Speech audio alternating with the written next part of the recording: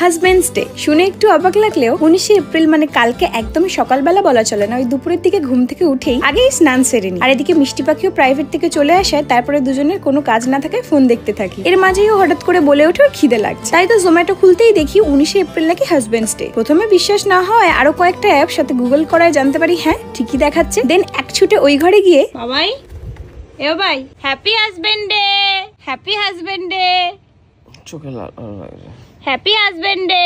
কিন্তু কিছুতেই ওকে তোলা গেল না। বেচারা কাজের চাপে অনেক রাতে মনে হয় ঘুমিয়েছে, তাই ওকে আর না ডেকে আমি কিছু রান্না করতে পারি আজকে। না মা আজকে রান্নাটা আমি করি।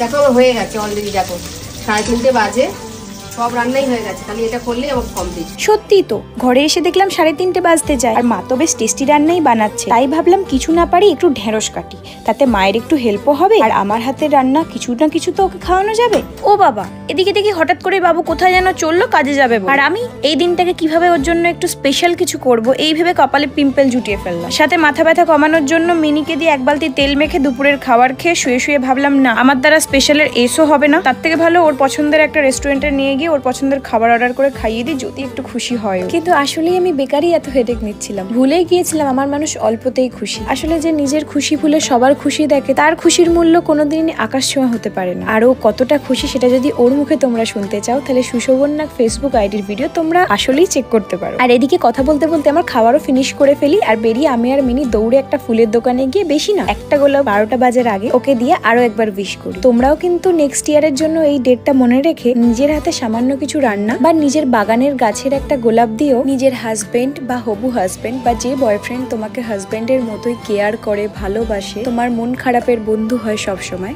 তাকেও তুমি খুশি করে দিতে পারো।